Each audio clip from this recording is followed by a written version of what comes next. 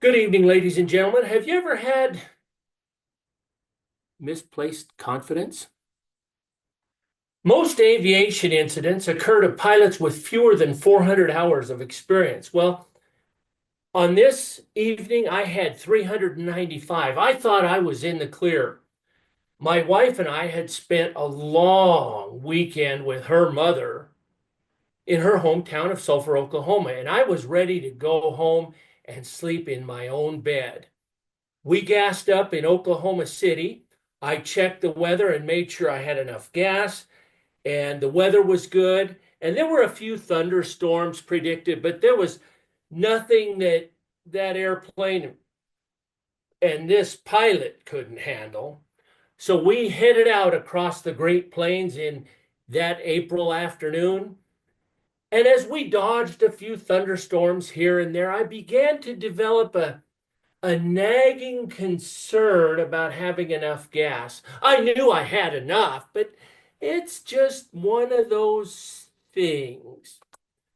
So as the sun began its orange purple descent into the western horizon, I thought it would be awfully stupid to run out of gas with all these opportunities to gas up along the way. So we pulled off and landed at Lake in Kansas, and I got my ruler out. I stuck it in both tanks and determined there was 2.5 hours worth of gas in the tanks. It's only an hour and a half to home.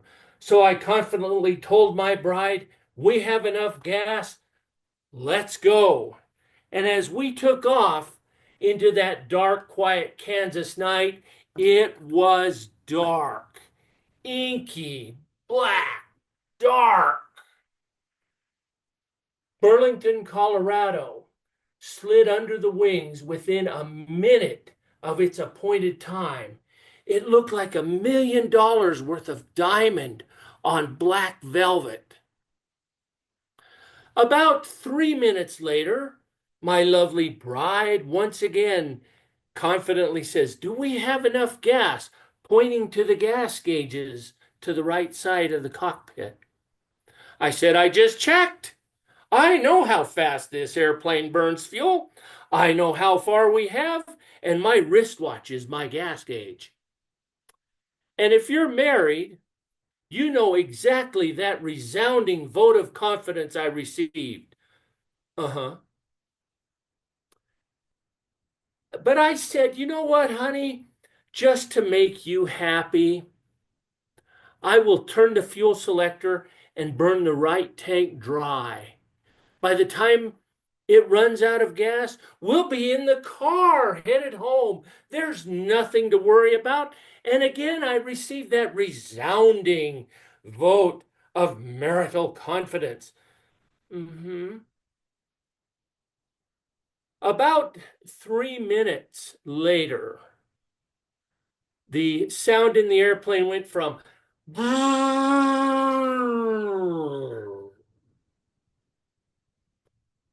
and I developed a plan. I moved the fuel selector to the other tank, and the engine resumed its drone.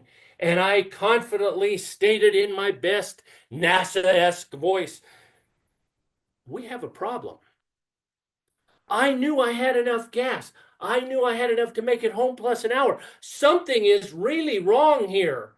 So I made all the appropriate air traffic control calls, declared an emergency, and they sent me to Akron, Colorado, about 15 minutes away. I don't know if I have 15 minutes, but that's what they gave me. So I wheeled the airplane off to the right and away we went. At that point, it got pretty quiet inside the airplane. And about 3 minutes later, it went and it was silent. I called air traffic control and said, "This is it. We're going in." The first lesson an airplane pilot learns is what to do when the engine quits.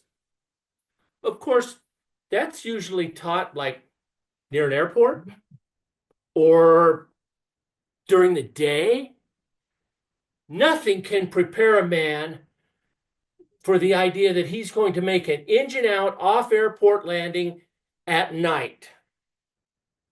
And she said, there's a light right over there. And I knew in that country the roads went in cardinal directions. So I wheeled off and I said, I'm going to land going away from the light. And I've got a 25% chance of landing on a road. About that time, a few things started going wrong inside. I said, I'm just going to roll level and turn on the landing light. The rule is, if you're going to make an off-airport landing at night, turn on the landing light. If you don't like what you see, turn it off. I waited for the ground to come up to me. I didn't see anything I didn't like, and I eased the yoke back to my belly. And about 20 seconds later, the airplane stopped rolling, and I looked to my right, and I said, "Are you okay?" She said, "Yes. Are you?" I said, "Yes. Do you know what we just did?" Well, once my legs quit shaking, I got out, surveyed the situation. I took my flashlight all around the airplane and looked in the back, and there's gasoline all over the tail and all over the wing. And up on top of the wing is a gas cap on a chain that had not been securely fastened. As a result, I was down and out. Madam Toastmaster, excuse me.